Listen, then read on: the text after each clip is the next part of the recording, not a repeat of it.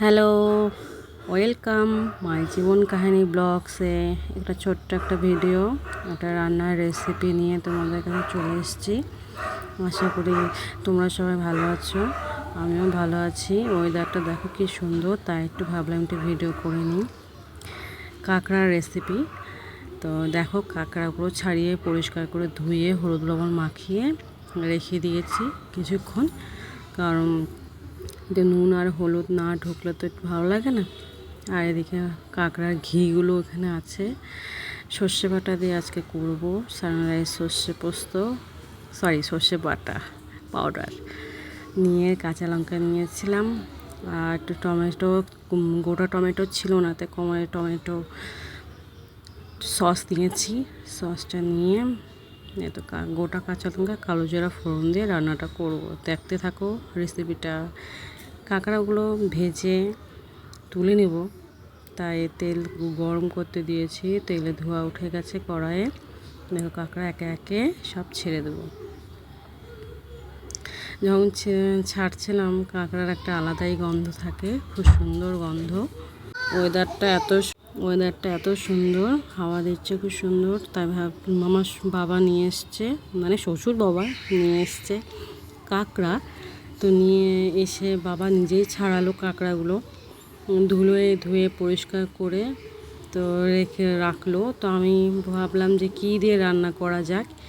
তো পেঁয়াজ রসুন আদা কুচি দিয়ে একটা রেসিপি হয়, তো ভাবছি একটা সর্ষে বাটা দিয়ে একটা রেসিপি করা যাক না কেন। তো সর্ষে বাটা দিয়ে রেসিপিটা করছি। তো আশা করি তোমাদের সবাই ভালো লাগবে। কাঁকড়ার ডানাগুলো ভেজে নিচ্ছি। ডানাগুলো ভালো করে একটু ভেজে নিতে হবে। দেখো এতই গরম হয়ে গেছিলো কড়াইটা, আমার ধোঁয়া উঠে গেছিলো। পাতলা কড়াই তো তাড়াতাড়ি গরম হয়ে যায়, ধোঁয়া উঠে যায়। তো আমি গ্যাসের ফ্লেমটা একটু কমিয়ে দিলাম, দিয়ে ঢাকা দিয়ে কিছুক্ষণ আমি রান্না করে নিচ্ছি। কিছুক্ষণ সিদ্ধ হয়ে গেলেই নামিয়ে নেব।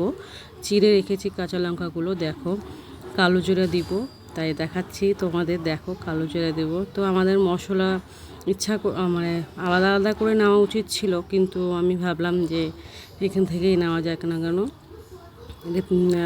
ঘি, কাঁকড়ার ঘিগুলো তো এই হচ্ছে ডানা ভেজে নিচ্ছি, লাল লাল হয়ে গেছে। ভেজে নিলেই না একটু কিছুক্ষণ পরে দেখবে লাল হয়ে যাবে। সবাই জানো হয়তো, তাও বলে দিচ্ছি। দেখো কমিয়ে একদম কমিয়ে করতে হবে। আজকে বৃষ্টির দিনে তো অনেকেই খিচুড়ি করে, অনেক রকমের রান্না করে। তো আমি ভাবলাম যে আমি যেটা করছি সেটাই তোমাদেরকে দেখাই না কেন। এই যে তুলে রেখেছি সব ভাজাগুলো, তুলে রেখে কড়াইয়ে তেল ছিল না, তেলটা একটু অল্প দিয়ে নিয়ে ওই ঘিগুলো এরপরে দিয়ে দেব। দেখো হ্যাঁ, ঘিগুলো দিয়ে দিচ্ছি।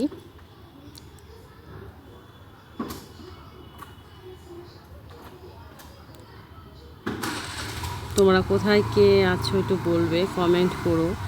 আমি নিত্যদিন ভিডিও দিতে পারি না, তার একটা বাজে একটা ব্যাপার। কারণ প্রত্যেক দিন একটা ভিডিও যদি দিই তাই তোমাদেরও ভালো লাগে, কিন্তু আমি একদম হঠাৎ করে ভিডিও দিলে তোমরাও বুঝতে পারো না।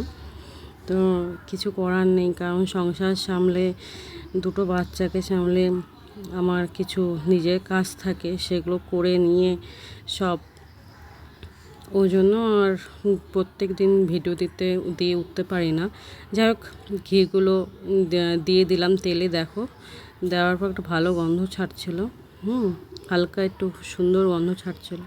তারপরে ওর মধ্যেই আমি একটু ভেজে নিয়ে তারপরে একটু কাঁচা লঙ্কা, একটু কালো জিরা ওর মধ্যেই দিয়ে দেবো, আলাদা করে আর দিইনি। আমার আগেই দিয়ে দেওয়া উচিত ছিল, তো আমি ভাবলাম ওর মধ্যেই দিয়ে দিই, কিছুক্ষণ পরে ঠিক হয়ে যাবে। এই টমেটো সস দিচ্ছি, কারণ টমেটো নেই আমার, গোটা টমেটো একটাও ছিল না। তো ভাবলাম একটু টমেটো কেচাপ দিয়ে দিই, একটু টেস্টটা অন্যরকম হবে, তাই দিয়ে দিচ্ছি। একটু সামান্যই দিয়েছি, বেশি দিইনি। কারণ একটা কাঁচা টমেটোর একটা গন্ধ, ফ্লেভার আলাদা, আর টমেটো সসের একটা ফ্লেভার আলাদা। চেরা কাঁচা লঙ্কাগুলো দিয়ে দিলাম, কালো জিরা দিয়ে দিচ্ছি। হলুদ গুঁড়ো,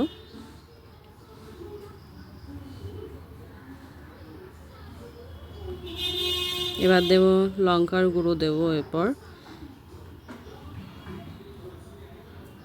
আর এরপরে আমি নুন দিয়েছিলাম, সেটা একটু নিতে ভুলে গেছিলাম। এই যে নুনটা দেখা যাচ্ছে, দেখো তোমরা, সামান্য নুন দিয়েছিলাম, কারণ কাঁকড়ার গায়ে নুন হলুদ মাখাই ছিল।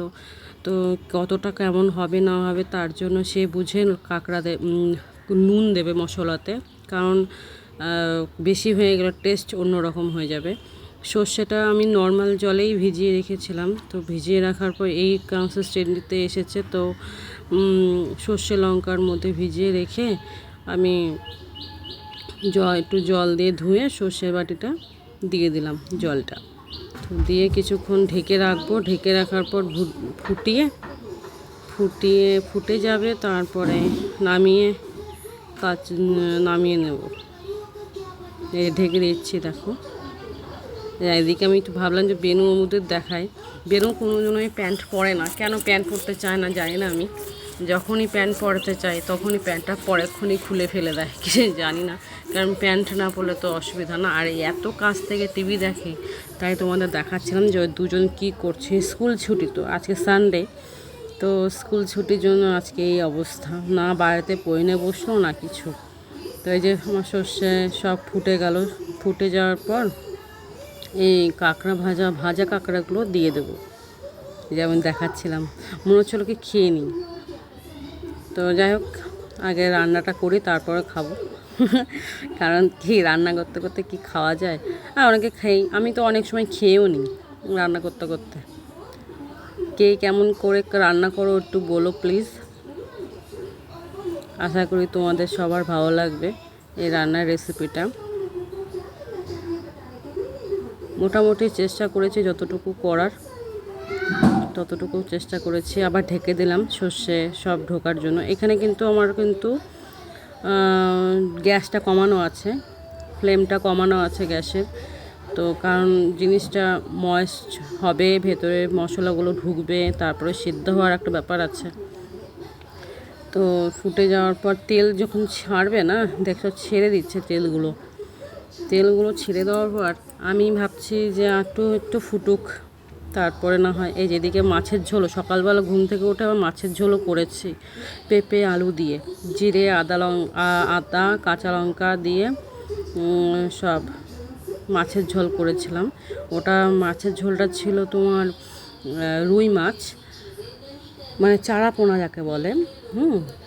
তো চারাপোনা মাছকে ঝোল করেছিলাম সকালবেলা। একটু সেই কাঁকড়ার শেষের দিকে একটু চিনি দিয়ে দিয়েছি, যেহেতু একটু ঝাল দেওয়া আছে, তো লঙ্কা কতগুলো দেওয়া আছে, আবার লঙ্কার গুঁড়োও দিয়েছি, কেমন কি ঝাল হবে।